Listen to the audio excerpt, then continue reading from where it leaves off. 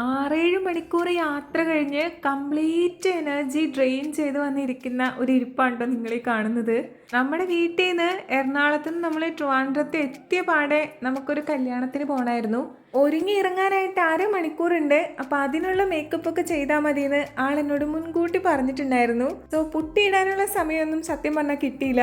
എനിക്ക് ഫൗണ്ടേഷനും കാര്യങ്ങളൊക്കെ ഇടണം എന്നുണ്ടായിരുന്നു. കാരണം ഞങ്ങളുടെ കല്യാണം കഴിഞ്ഞ് ഞങ്ങൾ അറ്റൻഡ് ചെയ്യാൻ പോകുന്ന ആദ്യത്തെ വേറൊരു കല്യാണം ഫംഗ്ഷൻ ആണ് കേട്ടോ. ഇനിയിപ്പോൾ എത്ര സമയമില്ലെന്ന് പറഞ്ഞാലും ഐബ്രോസും ലിപ്സ്റ്റിക്കും എനിക്ക് ഒരിക്കലും ഒഴിവാക്കാൻ പറ്റാത്ത 2 സംഗതികളാണ്.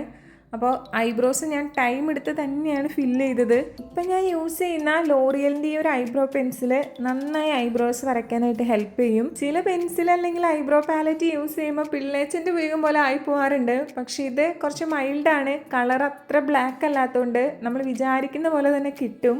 മുഖത്താണെങ്കിൽ ട്രാവൽ ചെയ്ത് വന്നതിൻ്റെ ഒരു ടയർഡ്നെസ് ഉള്ളതുകൊണ്ട് ഞാൻ വിചാരിച്ചു കുറച്ചും കൂടെ കളർഫുൾ ആയിട്ടുള്ള ഒരു ലിപ്സ്റ്റിക് കൊടുക്കാമെന്ന്. എപ്പോഴും ഞാൻ എൻ്റെ ന്യൂട്ടിസ്റ്റ് തന്നെയാണ് യൂസ് ചെയ്യാറ്. പക്ഷെ ഇന്ന് ഞാൻ വിചാരിച്ചു നമ്മുടെ സ്വിസ് ബ്യൂട്ടിയുടെ ബ്രൗണി പോയിൻ്റ് എന്ന് പറഞ്ഞിട്ടുള്ളൊരു നല്ല ഷെയ്ഡാണ് അത് യൂസ് ചെയ്യാമെന്ന്.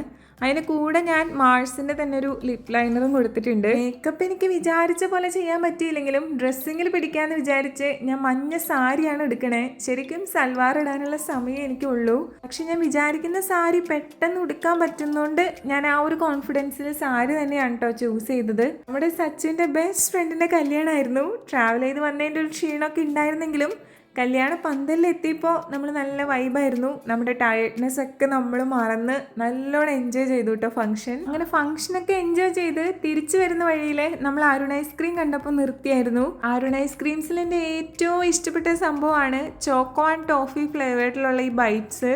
ഈ ബൈറ്റ്സ് ആരെങ്കിലും ട്രൈ ചെയ്യാതെ വിട്ടുപോയിട്ടുണ്ടെങ്കിൽ ഒരു പ്രാവശ്യം വാങ്ങി ട്രൈ ചെയ്ത് നോക്കണം കേട്ടോ. ഒരു കുഞ്ഞൻ ഐസ്ക്രീമാണ്, പക്ഷെ നല്ല ഫ്ലേവറാണ് കേട്ടോ. ശരിക്കും പറഞ്ഞാൽ ഒരു ഒറ്റ ബൈറ്റിനുള്ള സംഭവമേ ഉള്ളൂ. അങ്ങനെ നല്ല ടയേർഡ് ആയിട്ടുള്ള ഒരു ലോങ് ഡേ ഇവിടെ എൻഡ് ചെയ്യുവാണ്.